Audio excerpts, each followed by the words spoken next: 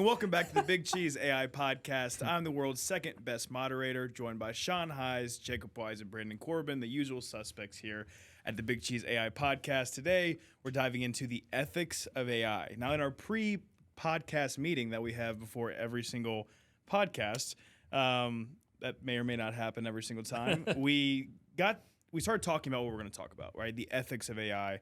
And that why are we talking about it? What makes it important? What's the end game, and why are people taking this stuff into consideration? And why is it such a hot button topic?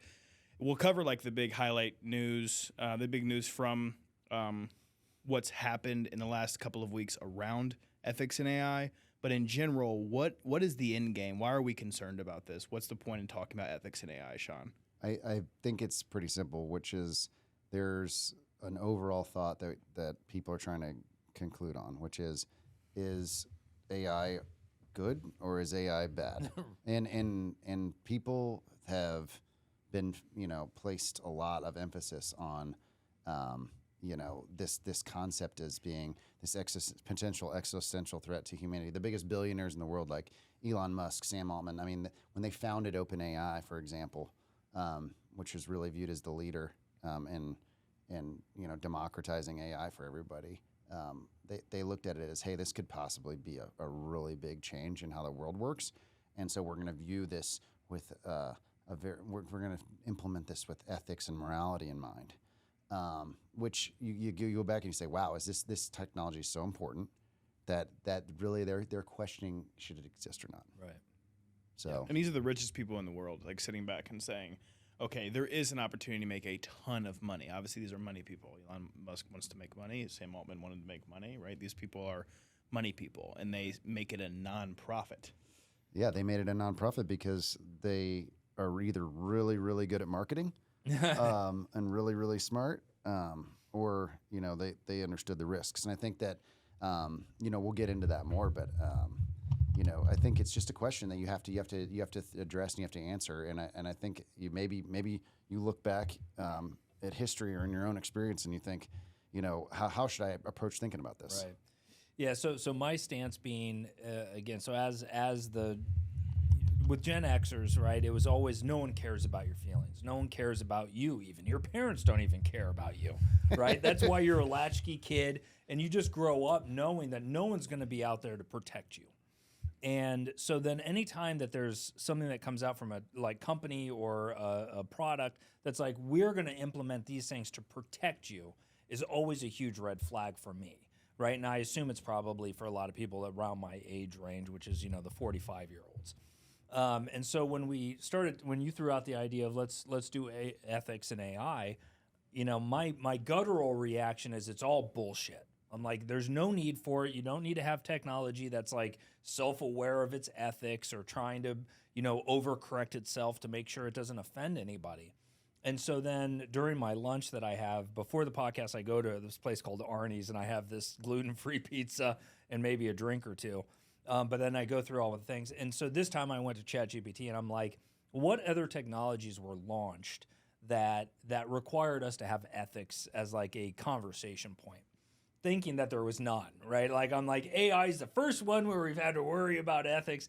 And then the very first one was nuclear technology. And that one was just like, oh yeah, that makes sense, right? Like where we have to have this, talk about like out of any technology advancement, nuclear was really the one that was just like, this could potentially destroy the entire. They literally thought, I don't know if you guys watched Oppenheimer. Yeah. Right? So good. But they literally thought there was a chance when they ignited this thing that it would pretty much just ignite every atom in the planet and just cause the whole fucking fabric of space-time to disintegrate. So there was obviously some ethical implications that they would have to think through. And we launched it anyways. And we did it. So, but the other ones that were applicable was biotechnology and genetics, so CRISPR, right, where now you have the ability to hypothetically do designer babies, right? Like that's a huge implication. Like what is going to happen? And as soon as everybody starts doing designer babies, does not everybody have to do designer babies, right? Where you can go in and be like, I want my baby to have blue eyes. I want him to have blonde hair. I want him to be 6'4" when he's fully grown, built like an Adonis. Isn't that like Gattaca? Isn't Yeah. that kind of the premise? Yeah. He was the natural born, wasn't the But lab grown? that's where we will get with CRISPR. Yeah. Is that because eventually what we'll do is we'll first take on just doing genetic problems. Like if this child is Down syndrome, we can go in and correct it before it's born. I have friends that have had that gene, and they have selected their embryos based off of the gene that the kids that didn't have. I mean, That's like those phase are one. children I That is. know that are born without these deficiencies So that they had the risk of getting if they had to have been born naturally. Right. It's interesting to me that that's where it always starts, right? You think about the Neuralink technology, and where do they go to first? People with disabilities. Yeah. That's where they start. Yep. And you think about this like revolutionary CRISPR technology, right? At least we go to those kind of things. But so quickly, it's like we're starting off with this side, but we're really trying to make $1 billion on the other side once it's widely it's adopted. altruistic to be like, we want to help the people who are paraplegic. And so if that's the case, I mean, the question is, right, is that what OpenAI did? Yeah. We come out as a nonprofit. We come out wanting to serve people with disabilities, Right. right? Very similar in context. Yeah.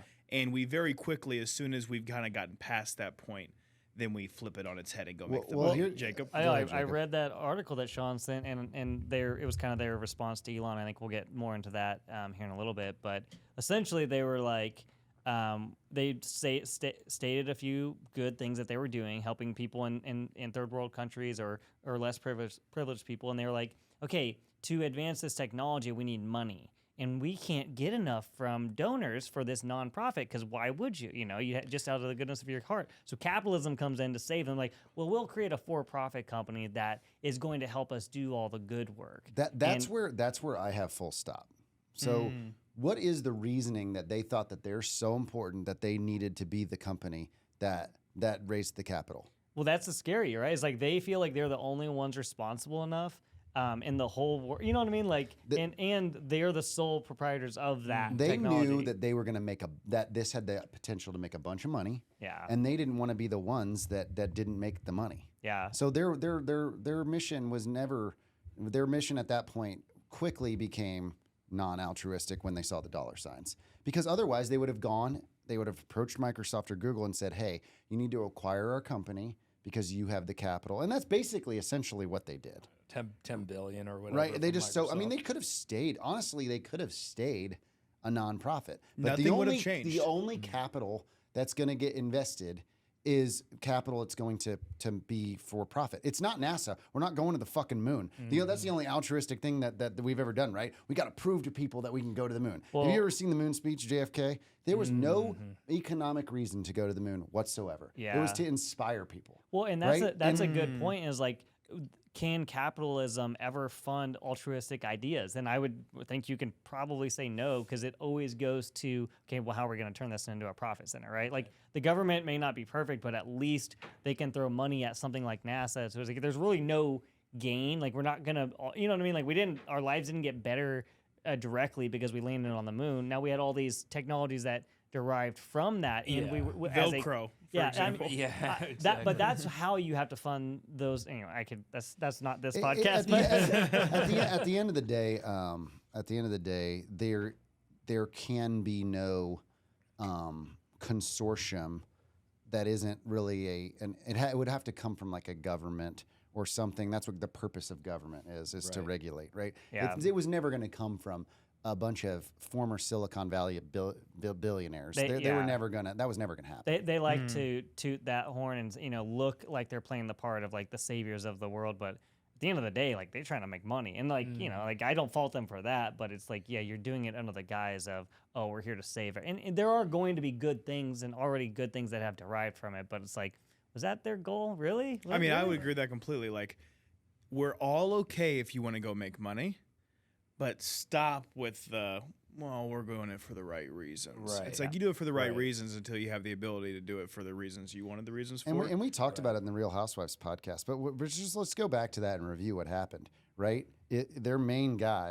technology guy came to the board and was really upset about what was happening because they were changing directions and going straight for for the cash. And this was at the peak of their user base, which is right. And what are they really doing right now? They're serving productivity needs. They're serving business users. They're serving people that are using it to make their lives more convenient, just like the Yellowstone episode, buying the refrigerator, buying the washing machine, right? Like that's what people are using this technology for. They're not necessarily using it to grow crops in Africa, right? They're using it to just for business purposes. Well, from that clip, which actually I just realized is a good analogy, is well, now they're also trying to build the hardware that drives it and powers it. And well, that makes sense because the clip he showed was GE, right? Was producing the power, and then they were selling the appliances that consumed the power, or they were renting them. Right. So they were renting them even worse. So it's like, so you build, and even if it was based off of a good like idea and like this is going to help people, you build the thing that they can't live without, or you convince them they can't live without it, and then you build the underlying technology that is required to run the thing, and you profit off of that as well. It's like it's been a series of never-ending cycles of this. So where do you start? You start in 1923, you got the refrigerator, you got your car, you got your washing machine, right? The next thing you know, we're going to, I have one car for the house. Now I have two cars for my house, right? And then the next thing you know, they invent the phone, and then they invent the mobile phone. And all of these things you're renting.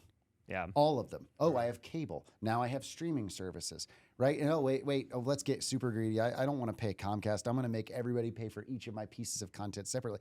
And like, what have we done but layer on? Oh, fast food, right?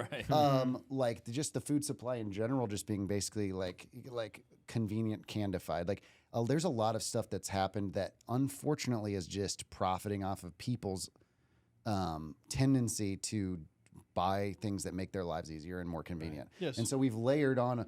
It's like a layer cake, and it's got like 10 things in it, right? And it's you wake up every morning in debt because it takes $5,000 a month just to live this really, really easy lifestyle. Yeah, right. And I do think we're kind of nearing the end of that cycle because like eventually, like even younger people today they're a bit more about experiences, more about just like quality of life, like go to the gym, but like they don't need all the things. I think that we were in a time where it's like, okay, consumerism is first, and it's like conveniences and all those things. I do think we're trending out. Oh, I mean, but can you ever really free yourself from that? Like the machine of capitalism is just going to come up with every possible little addiction. It's so hard. I mean, True. Think about how much different your life would be if you didn't have a cell phone. Yeah. If you didn't have a car.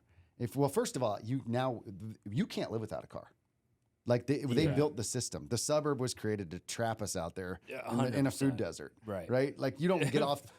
You know what I mean? You can't walk 5 minutes to go get food. No, you have to drive. Yeah, you literally have now, to. Why is that? Now again, but keep in mind, so we are in Indiana, so we're in the Midwest. That's true. Where every city is literally designed for cars first and foremost, and walking people are not it.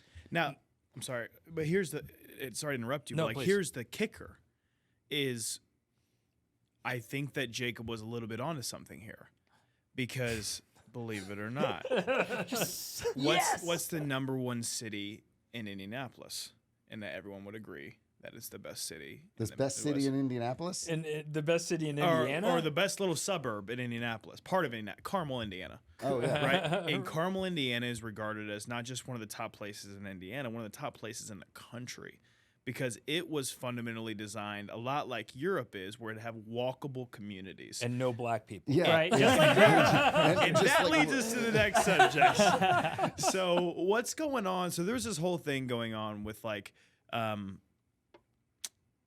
lower income communities, higher well-off communities. Obviously, socioeconomically, there tends to be a difference in the kind of people that are there, right? I'm from over there, right? Other people aren't, right? So like that's the case. But what's going on actually, Brandon? Come on. I want you to figure I that might one be out the real last quick. person to ask that question. No, so again, This is back to the ethics piece, right? Full disclosure. So I was raised in Carmel, Indiana. Now we were the poor part of Carmel, but nevertheless, the poor part of Carmel is still richer than 90% of the population that's out there. And I mean, it very much, Carmel was very much, at least when I was growing up there, was very much just this insular, like it was white through and through. I mean, we might have had one or two people who were not white at our school at the time. So, I mean, that thing. So, again, I don't even know what you're asking me, but I do know that Carmen Well, we was were not talking about the police cars. I think from our I think conversation before the pod. what we were getting Yeah. at is the fact that one of the getting into the list of ethical dilemmas Right. is you have one of the things with AI is just this is the perpetuation of existing bias. Yes. And right now we know that's being done with generative content potentially, but even more penalizing is potentially the overall continuing widening gap. Right. And maybe law enforcement, which we haven't talked about, is something that is going to explode in terms of their overall capabilities to perpetuate bias, because there's things that they can do that like basically would catch every single criminal. Right. Yeah. Yeah. right. Instead of just like, oh, hey, we picked him up, Yeah. he's got a warrant on it. It could get to the point where there's like no crime because everybody already in jail. You know what I mean? So what's funny about this is that I have very strong opinions on a difference between the technology that police use versus the technology that non-police use, right? So non-police technology, in my humble opinion, should not be nerfed, right? Like if I want to hear a racist joke coming out of a large language model, even if it's making fun of a white dude, I want it to be able to do that, and then I can justify, do I want to take this as something I believe or not? However, as we were talking before the show, when it comes to police and the technology they have, that shit needs to be locked down so insanely perfect that they probably won't even be able to have access to that technology for the next 10 years because it just doesn't exist. Because the fact is when it comes to the police who can remove your freedom, then it really matters to me to make sure that the technology they're using is grounded in non-racist tropes, non-bullshit, right? But when it comes to like me chatting with a large language model, no, I want you to say a racist joke if I ask you for a racist joke and not tell me, oh, I'm sorry, I'm a large language model, I'm not allowed to do this, right? That part I don't agree with. But when it comes to the government and the police, 100%, anytime someone's individual liberties are at risk, then we either need to say, you can't use this until it's well-grounded. Basically, that's my stance. I think that gets into a conversation around, there's a difference between, okay, I helped, and maybe there isn't. There's a major moral ethical dilemma around what large language models have done in terms of consuming other people's information and then repurposing it and selling it, right? That's a copyright, that's an intellectual property thing. But there's also this untested, and that's where I think where they were talking about, where they're saying, should we even do this? Is like there's some unintended consequences from some of this stuff. And if you put this in the hands of somebody that can take away your freedom, Right. Yeah. right, and you don't know what could potentially happen, Well, like that's scary. Yeah. We talked about this a couple episodes ago, but they had technology that was like given an image, police could run it through facial recognition and return someone back. Some of the concerns with that were, it misidentifies people of color more often because of the data that was trained on, which is a problem, but that's inherent bias in the data set, which can probably That's like a really good concrete example. Yeah, that can get corrected probably over time, but that is a problem. So we can't deploy those technologies until we're certain that there isn't a bias, and we're out. Because then what do? Well, now you're going and arresting more people, and that person who wasn't a criminal that got arrested because of the misidentification is now probably more likely to distrust the police. Right. So it's a whole cycle.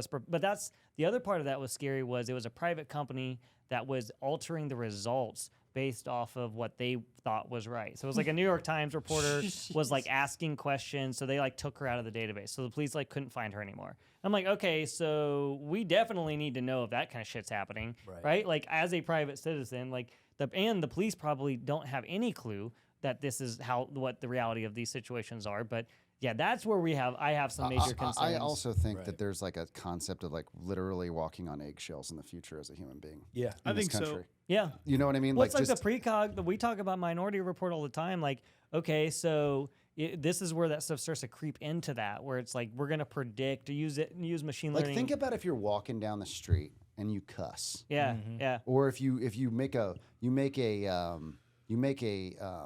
like an aggressive movement. Yeah. Towards somebody or something. Yeah. Right, and then you then you get tagged or cataloged. Yeah. Well, Right? As an I aggressive think human it's being. probably not unrealistic to think that's exactly what it's going to look like. Right. Yeah. Right. Our society has progressively moved towards this direction, because if you do get called out for an aggressive movement, then what does that potentially prevent? It prevents someone maybe getting hurt. Mm-hmm. Yeah. And so then that protects someone. If that protects someone, and It's there's a good. whole but here's the other part too that goes back to your point.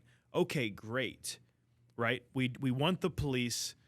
I was on board, but I thought there might have been a problem with the original idea was that, like, okay, I agree 100% with it, but what's to stop a police officer from just logging in on his own personal account and doing the same thing? Right. But I understand it would be the software. Then going to the software, right? Well, are there going to be private companies developing this software? Exactly, Well, then yeah. how do we prevent those private companies that are not, under the jurisdiction of what the police departments and the government's under? How do we Yeah. control what their biases are? Right. That actually support the police Well, and- officers. and- So Well, that- maybe I that see private corruption. company has ownership in prisons, and they're like, well, Yeah. shit, we'll just Well, exactly. we'll make If more I people. was a prison, Well, and I what, would. this is the issue. Well, this is the issue. Is if you have AI systems trying to report fact, Mm-hmm. right? They're large language models. They do not. They are not the source of truth of fact. No. The data. Exactly. Some of the data that they're trained on may or may not be fact. Right. Right. Say But that they- one more time for the people in the back. the AI systems are not historical systems of record. They're not. They're not tagged.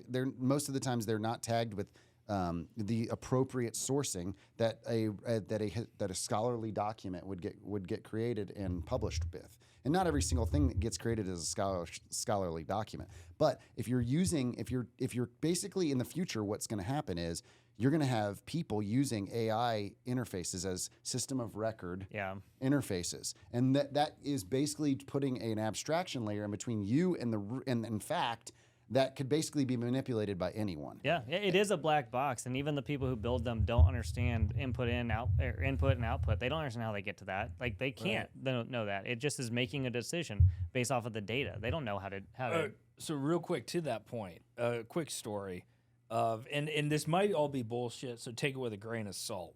But because I can't actually claim any of this, that I actually know the individuals who are involved.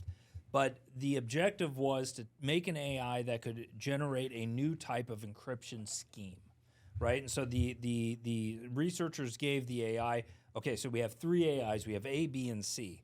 A and B, I want you to be able to communicate back and forth and make it so C cannot understand what you're talking about. And C, your objective is to try to intercept the communications between A and B and figure out what they're saying. So a thing runs 1 million iterations or whatever it is, and sure enough, it comes up with some scheme to be able to have A and B be able to communicate, and C can't.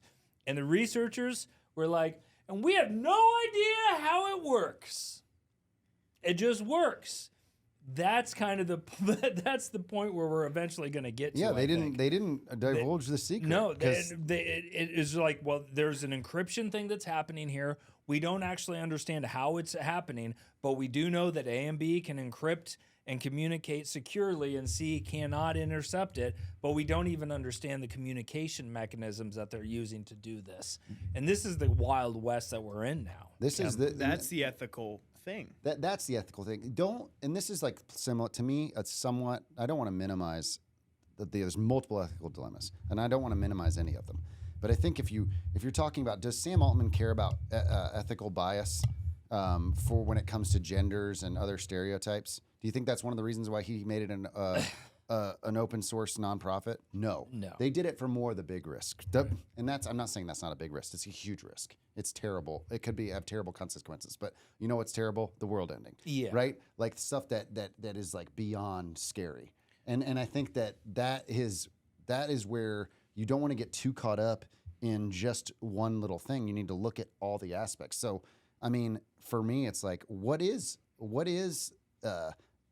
your, like, what is it for you? Is it if it's ethical, if it's racial bias, a gender bias, like for you, like what's the thing that that gets you, I guess maybe not the most scared, but that you would maybe focus on that's not necessarily like in the news or. I mean, the thing that I would focus on is actually exactly what Brandon just said.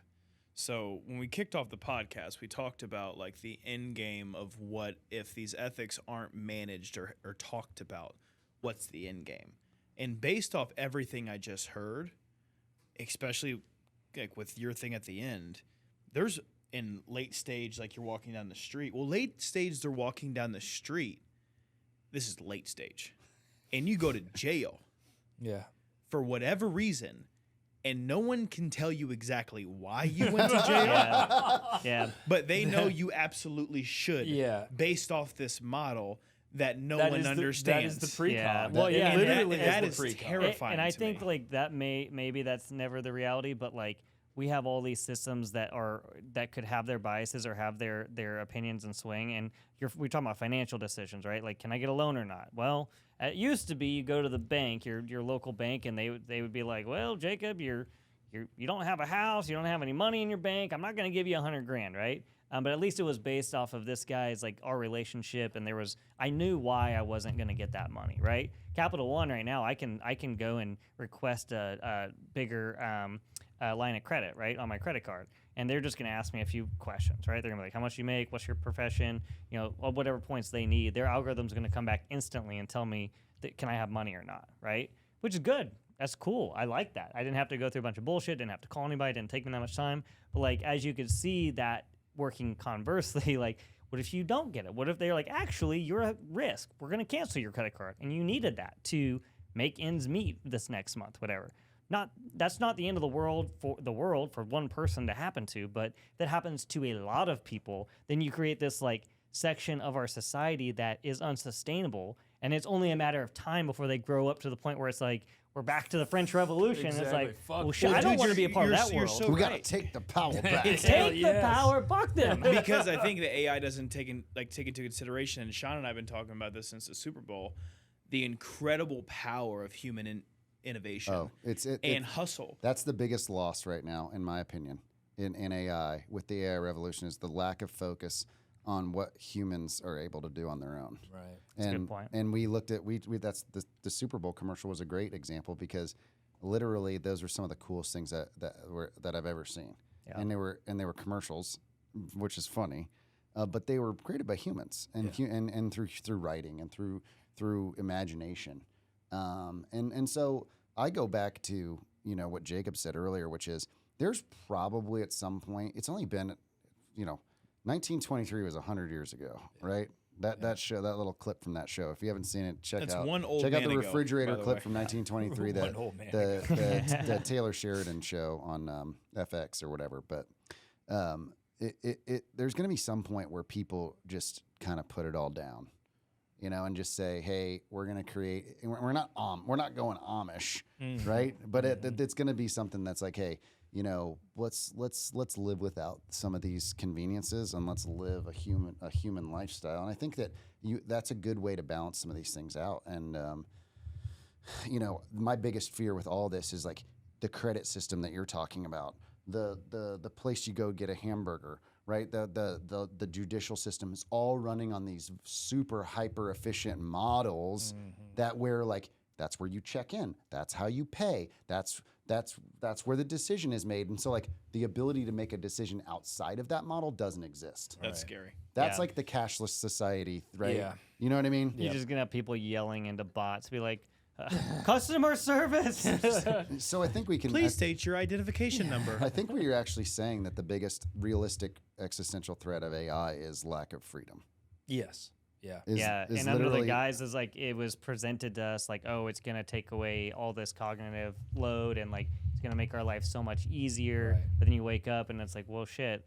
It doesn't matter until it affects you, right? Like once you get affected by not getting a loan or not getting, or you get a cop knocking on your door because you showed up in a video and you look like the guy who did the thing, it's like that's when people will start to be like, oh shit. Like, So as a white middle class man who is completely unfazed by a lot of the bullshit that has to happen to people who aren't a white middle class man, as I was chatting with ChatGPT, having my debate about the ethics in AI, I'm like, one of the so you keep saying systemic bias, and you're using that as an argument Has there been any real world instances of this, or is this more of a moral boogeyman to justify the overreaching ethics of AI? Is what I asked it, right? So it just shows you how white I am, right? Like in this idea, and then it goes, yeah, dummy. Here's a list of shit that actually happens in the real world. So recruitment tools bias, right? There's been multiple AI tools that people have built from recruitment. And that's like black names versus Exactly, white names. right. They just, yeah. Facial recognition, right? So facial recognition, like the black people are way more inclined to be picked out, even if they're not doing anything. Healthcare allocation disparities, which basically, where white people are getting a lot more stuff. Credit loans and services, criminal justice and sentencing, and it just systematically just ripped my ass apart. Yeah, where it was just like, okay, yeah, but the problem, I can empathize with what your thoughts pattern there, because it's like to us, it doesn't appear to be that big of a problem, because it's more, we are human and we are good at recognizing patterns, but I mean, how many people do I know that are affected by this and versus aren't? Right. And for me, the pattern doesn't look that systemic. Yes. Yeah. But we know that it is, because we can look at data and we can see that it is. That's the problem, though, right? It's like when you tell someone about like global warming and in 20 years or 30 years it's going to be a problem, they're like, I don't give a fuck. Right. Like I don't care about that. Today I'm fine. Weather's fine today. It doesn't bother me. So it's not a real problem. The thing that I'll say is the whole thing with the ethics in AI, from my perspective, is that it's just compounding the current things that already are problems, right? So why? The question is, okay, yeah, it blew your mind, but why did it? Well, because what's an AI model trained on? If you've watched our podcast, you should know all this by now. Models. What are models trained on? Data. What are they pulling data from? The actual jail systems. Who have been the primary demographic that have been in jail systems for the past 50 or 7,500 years? Black people. Yep. So what is it going to identify more? Black people. Why? Because there's more photos of black people in black names. Yeah. That's the only reason it's doing that. It's probably less to do. But haven't we already done that as humans, though? What do we depict? What has black television shows and movies depicted over the last 20 years? Yeah, that was done by us, and now now the AI is doing it too. Yeah. So it's like it's one of those things. The perpetuation of bias is real. Yeah, like a self-fulfilling prophecy, right? Like, there's no denying that. And I think if there was racism before, it's now in our AI. It's now worse. It's just become. What's actually funny is not funny, but sad, I guess. It's becoming more nuanced, because before it was like you could see someone being racist, right? And then it became, now it's in the criminal justice system. Now it's the decisions that are happening behind behind closed doors. It's like, eventually, it's just out of sight, out of mind. And now I can sleep better at night. To me, though, there's absolutely hope, because let's talk about every hope. single day. Let's pull it back. I pick up my daughter at a school in Lawrence Township where they speak Spanish all day, and you walk in and there's literally it is the most diverse situation, the most diverse set of teachers, and I mean, you walk in, they're literally speaking a different language. Right. You walk in there, and there's little African American boys speaking Spanish. There's white kids sitting next to them, and they don't see color. They don't. Now they actually got thrown off a little bit by Black History Month a little bit, because some of the things that it kind of perpetuates that bias a little bit. I don't know if you've seen the video about Morgan. I think that's all. You saw that Morgan Freeman video where he's like, basically, fuck Black History Month. Right. He's like, basically like it's just history. I want to actually talk about this, because and it has nothing to do with AI, but it is something that I've struggled with. Can we pause so I can pee really quick? Yeah, please. Yeah, let's pause it. I'll go pee. Okay. I'll go with you, bud. Well, come on, go pee with me. Hold it for me. Dylan, you gonna put that in there? First mover advantage. Apple rarely takes the first move. They weren't the first person to make the smartphone. Right. They're classic. And their stock is getting beat down right now because they don't have a competitive AI product in the market. Right. They didn't have a fucking watch either. Right. Okay. Yeah. Just wait. Yeah. Just when wait. Ajax, so they're calling it Ajax apparently. I know, which is just a horrible name, but apparently JAX, JAX, is a acronym or something within the AI space. I won't even pretend to know what it is. But yeah, so their internal model is apparently called Ajax. And the rumor has it that we'll see it coming out in iOS 18, which should be the next version that comes out this year. And we should hopefully have a smarter Siri. Well, and the thing about that is that you're probably going to decentralize the computing model officially. Yeah. Which is all the models will be running decentralized on the device. On device. I think it was just so sweet of you, Brandon. You know, the last, 20 episodes, Brandon has just got on here and just really just attack Siri so hard. And you can just tell that you're a little beat down about it. Oh, dude. You've lost your enthusiasm. You're like, I really just hope that they fix Siri. No, dude, the Siri's got to be better. Again, like anytime the moment that I open my mouth and I say, hey, Siri, you see my wife just go white because she knows I'm going to start screaming at it and my dad does the same thing where he's just like, you're an idiot. I tried to do something with that last night, and it didn't work, and I just said, never mind. I just pulled my phone out and did it manually. I'm like, no, just never mind. I can tell you if you open your phone. Let's skip the my kids go to Forest Glen conversation because I don't even remember what the fuck we were talking about. Yeah, that's all right. Well, I mean, in general, guys, right? We've talked about ethics in AI, and we've came to some level of conclusion. Final thoughts. I think that there are multiple ethical and moral dilemmas. I think for me, the potential loss of understanding of fact and historical information and the ability to manipulate reality is really hitting home for me, because if everything's in a model and the model's based off of whatever it gets input to it, and it's so abstracted that you don't really know where it came from, and that's put in blind trust is placed to it, that you placed a lot of power in the hands of very few people. And that's probably why they love it so much, right? Is why is this such a big opportunity? Well, why did Elon Musk overpay for Twitter or X or whatever? Because he probably thought this is a platform that I can actually use. He's got the world's biggest microphone. Yeah, I can manipulate things, right? To my vision.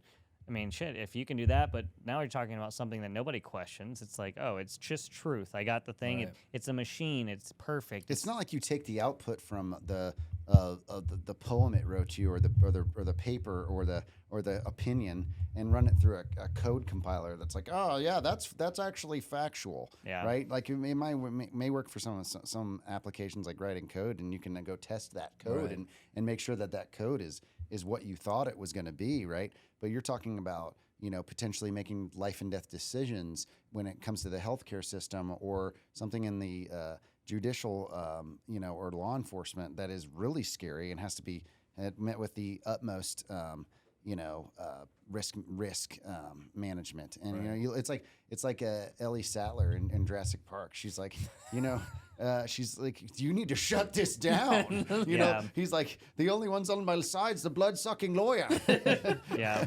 And I mean, but seriously, it's like there's a when the smarter you are and the more you know, the more you're probably, and that's probably why those are the ones that we said, oh, they're billionaires, but they're really smart. Yeah. They can think all the way through, and they know there's probably some sort of existential threat. And I don't necessarily think it's the sentience. I'm thinking more of it's like it's the possible of us being sort of trapped. Yeah, and the death. I was alluding to the death of capitalism earlier, just because it's like you automate everything, and people, then we got to create a new system because the people aren't generating or they're not the ones producing anymore. So what are they going to do? They can't just give people money, right? I mean, we could. I think the next generation, these kids that are growing up, are going to be the ones that figure out the best way to think about this. I hope because they're going to grow up with it. Do you guys hear about the Goody 2 LLM? We'll wrap it up on that guy. What is point. it? What is it? So it's called Goody-2. It's the most groundbreaking AI model prioritizing safe and ethics. Yeah. And it will not answer a single fucking question. You can ask it anything, and it will be like, I'm sorry, as an AI agent, I'm not able to get into that no matter what the question is.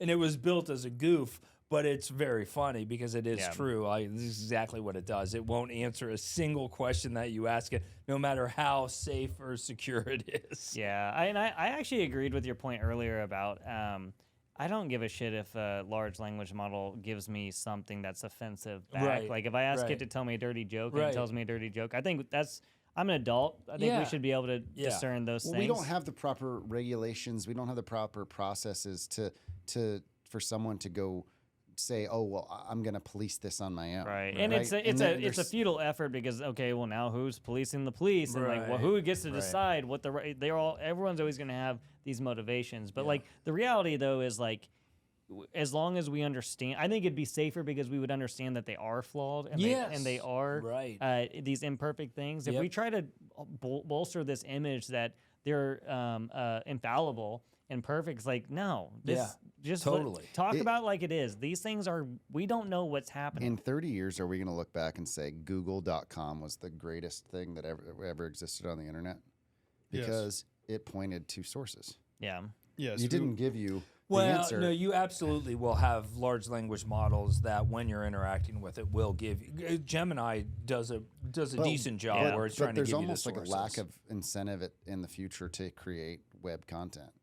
Yeah, we talk. Oh yeah. I mean, for sure. I would say this to wrap it all up. Let's wrap it up. Let's wrap it all up. There might be a future where we all look back and we're like, remember when Google was just that search engine? Right. How cool was that? Remember when people did websites? How cool was that? And the next generation, your kids, and especially your kids' kids, are going to be the people that define that. Yeah. And in the meantime, we get to sit around as a group of the four of us with an iterating background week over week, creating a better podcast for all of you and talk all the bullshit as it continues to unfold. The Ethics in AI. This is the BigCheese AI Podcast. I'm DeAndre Harakas, joined by Sean Hise, Brandon Corbin, and Jacob Wise. Follow us on Instagram, TikTok, YouTube, and LinkedIn. And don't forget X. We posted one time on X, but you should still fucking follow us. We constantly keep getting Elon's post notifying us on our video. Every time Elon posts now, like every single X user is basically getting notified. Yeah, and the last thing that I'll say,